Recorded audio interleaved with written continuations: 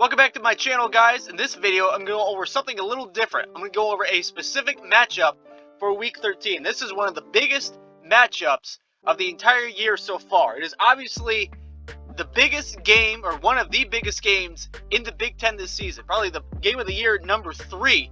The first two were Ohio State and Oregon, Ohio State and Penn State. Now, once the third time, Ohio State taking on Indiana in this top 5 matchup of who will go to the Big Ten championship game. The winner of this will undoubtedly clinch their spot in the Big Ten championship game. So, go over this. We're going to start out with the resumes first. Now, Ohio State is 9-1. Obviously, they played Oregon. That was their one loss of the entire season. Indiana is 10-0. I'm going to go over side by side with these a little bit, and then we'll get to more in-depth stats, and then I'm going to tell you who I think is going to win. First off, the resume. Ohio State and Indiana both have played rather mid to weaker defensive teams, I guess, so far in this season. Ohio State's 44th or 47th. Indiana has played the 44th rated defense, combined defenses for the season so far. While Indiana, well, on the offense, Ohio State has played the 41st offense, while Indiana has played a much weaker average offensive rank, and they ranked 79th. Record strength, I guess this is a little bit different than ESPN's SOR. But it's still rather close. The record that they have right now, Ohio State 9-1, is probably the 12th hardest to achieve given their opponents. While Indiana 10-0, yeah, they're undefeated, but it's still, they're ranked 23rd in record strength. So that shows the next stat below that, the strength of schedule they've already played. Ohio State, how much their out-of-conference and in-conference schedule was the past few years, their schedule this year has been rather weak. They're ranked 47th, which is not bad compared to the rest of the college football, but it's in the upper half. But in terms of the elite teams, it's just not good. It's 47. It's rather weak. I think that's bottom half in the Big Ten. They have 18 teams. And as you see below that, there's 4 tiers. This is basically like the quad system in college basketball. What you are against teams that are power rated, ranked at 1 through 25, that's tier 1. Teams that are ranked 26 to 50, that's tier 2. Teams that are ranked 51 to 75, that's the third tier, and then the lowest tier is anybody power rated 76 or lower. That includes FBS and FCS teams. So that shows you the quality of opponents they've played and what their win-loss is against those quality opponents. Obviously, Ohio State, is the one loss was to Oregon. They're the number 1 team in the country. I think they're power rated 3rd or 4th, but that's still top 25. It's definitely a tier 1. And then they beat Penn State, who's power rated in the top 10 in most people's composite power rating. That's where these power ratings come from. All the 100-plus power rated analytical statistical gurus out there, that's what these power rated combination composite is. So they have that one win against Penn State. That was their tier 1 win, which is a really good win. And they played another tier 1 game. I do believe, I don't know who that is right now. I've lost it. It's not coming off the top of my head. But either way, they played one tier 2 team, and the rest of the 7 more games have been tier 3 and tier 4. So going to Indiana now, their resume, as we said, their record strength is 23rd. But the biggest argument that we had this past Tuesday with the CFP rankings being released, the biggest argument against Indiana even being even close to this is that their strength of schedule was one of the weakest in the country and the weakest in all the Power 4 teams. 108th strength of schedule they played so far out of all their teams. Now, they haven't played like absolute shitty teams. There's been decent teams in there, but they have not played one single elite team. As you can see, they're tier 1 win-loss 0-0. They haven't played one tier 1 team the entire season. They played only 2 tier 2 teams. I do believe that was a win against Minnesota. No, I take that back. It was a win against Michigan at home. Michigan's still power rated in the top 30 or 35, so it's still a decent win for them. And I think their only other tier 2 win would either be against Michigan State, or if it's not them, I can't think of who the other tier 2 win is. But they have 8 games played against tier 3 and tier 4. 8 games played against teams rated 51 and below. That is 80% of their season. So that's why their strength of schedule is so low. And that's why the argument is for Indiana, if they were to lose this game, would they be out of the CFP because they've absolutely played nobody? I mean, we'll get into the stats here in a second, but you'll see why that could be an argument, but I don't think it should be the argument for Indiana being in or out. Now, going off just the borderline, the baseline stats, Ohio State, Indiana. I'm going over the offensive side, and then it's matched up with the defensive side. So it corresponds. We'll go this in depth in the next slide too. Offensive efficiency, Ohio State's fourth. Right next to it, you can see Indiana's defensive efficiency is ranked 30th. These are the rankings of all these different metrics. Now, likewise, down below it, Ohio State's defensive efficiency is 6. Indiana's offensive efficiency is also rated 6. So that's why these go together. So they're basically even in all the surface level stats you could think of. Total offense versus total defense. Ohio State's second in total defense. Indiana's third in defense. Well, Ohio State's 17th in offense. Indiana's 15th in offense. Scoring, Ohio State's 12th in offense. Indiana's second. And defense, Ohio State is the number one scoring defense. They're first. Indiana's seventh. So, and passing, Ohio State's fourth in offense. Indiana is third in offense. Not yards or yards per attempt. Overall passing efficiency. And likewise, their passing defense, Indiana's fourth. Ohio State is eighth. Finally, rushing offense, Ohio State is 15th. Indiana is number 2 in rushing defense. While Ohio State's defense is ranked 3rd in rushing, Indiana's offense is ranked 44th. Now, I'll come back to that key one in a moment when I get in these in-depth stats. But that right there, I think, will be one of the keys to the game, as you'll see in one of these in-depth stats that I'm going to show here on this very next slide.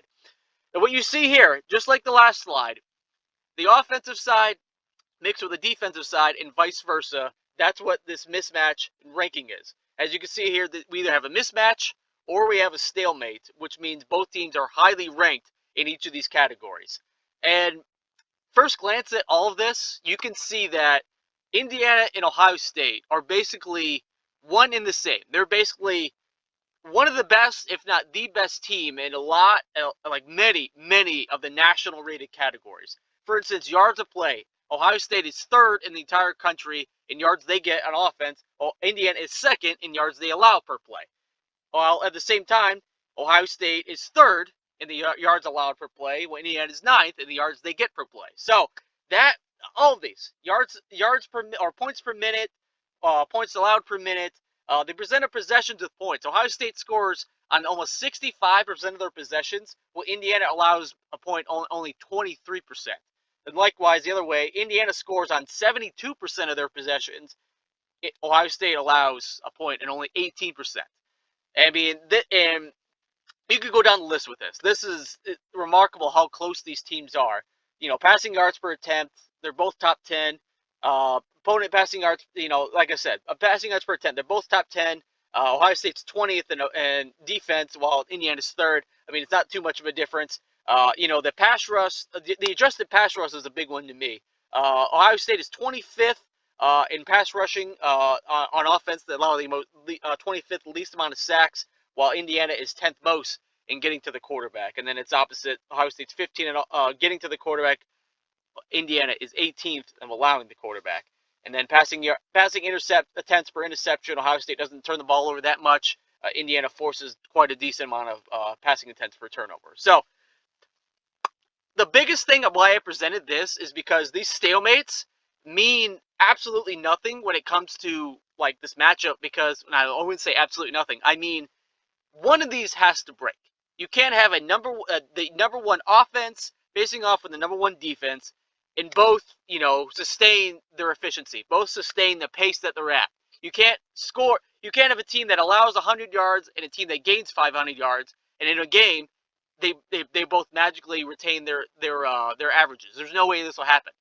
So all these stalemates, why I presented this, all these stalemates in the middle of all these categories, one of these has to break on either side of the ball. Either Indiana gives up a lot of yards per play, or Ohio State doesn't get that many yards per play, and vice versa.